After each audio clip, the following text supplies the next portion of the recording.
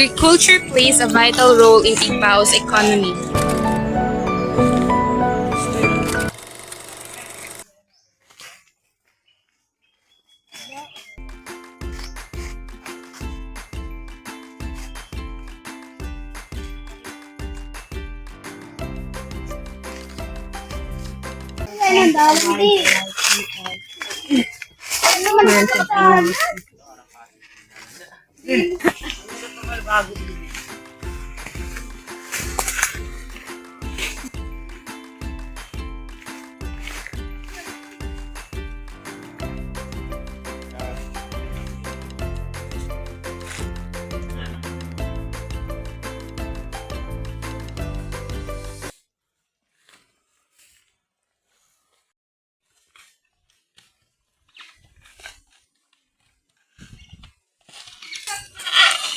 Agriculture plays a vital role in Igbao's economy.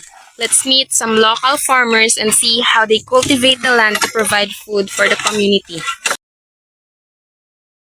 Kuya, kumusta naman po ang buhay ng isang nangkukopra? Maayo naman siya. Maayo naman. Trabaho namin dito sa kuprahan. Kaya naghirap kami sa trabaho di para sa kupra kami. Kabakal kami bugas. Kaya amuyin ganyan, nagatios kami sa kainitan. Gusto namin na makatrabaho maayos. Pag-relax lang naman trabaho di sa kuprahan. Ano po? Bukod po ba sa pangungupra, ano pa po ba ang pwede nyong pagkakakitaan? Siyempre, panguprahan. Tapos, panagat.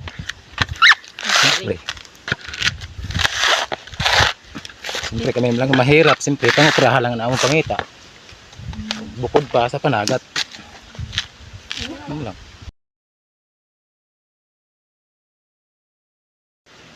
Okay lang po ba ang buhay ng pangungupra?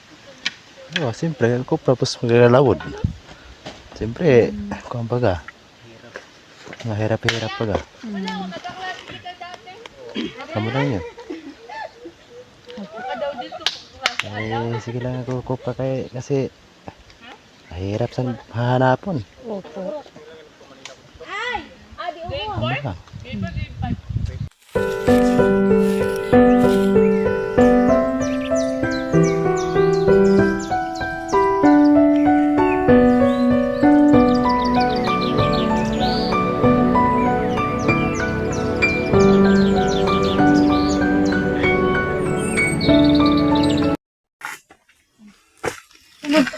Ang kita ba sa pangopra ay sapat para matustusan ang pangailangan ng iyong pamilya?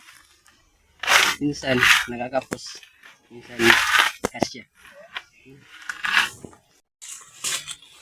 May po na hapon tayo, Bertito. Maay po na naka-adi kay tayo na sa ninakaorasan na makanda kami sa inyo sa interview. Matiano po ang pag-asa kanyo didi sa nina panahon. Sugad. Sugad. Dili pa sabi na tawag na dili ko na sabi kay wala pakitan produkto. Kung may produkto na kita, dili na niyo marama. Sige. Oo. So, sa kasalukuyan po na ano yung niyo sugad? Ginahimo niyo sa na ginaarado niyo po anong sunda? Oo, ginarado na namong bago. May igwa lang kami pugas dito na akong agi sa na akong pag-uma. Sa inyo po ba yun na siya kadutaan na iyo ginatrabahuan? Dili po, usod lang kami nagpa-tao dito. Amo po. So, pila po, halimbawa, kung igtugod ko po, pwede po ba namon maaraman kung may bahin po ba kamo dida, may sahod, or may mga compensation po ba kamo dida na ginahatag sa iyo sa tag-iya? May kung na namon da sa akong ako na akong di tawhan, tunga kami po sa among produkto. Kung may igwa.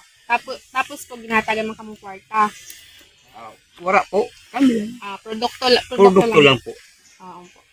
Bilang po usad na estudyante, kaupodan na akong mga kaupod, gusto po naman ipaabot sa inyo na proud kami sa inyo kay kung wara ka mo na mga magsasaka, wara kita sa mga pagkaon para sa mga root crops, mga balinghoy, kamote, mais, lalo na ang humay.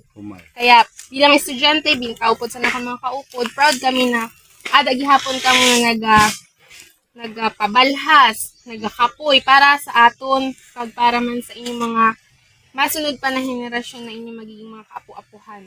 Kag salamat po. Opo, kag maayo na hapon.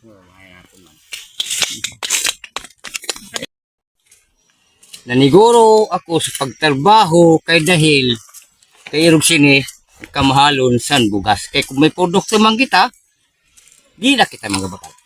We even tried the traditional plow to fulfill our curiosity and to experience the work of a farmer as well.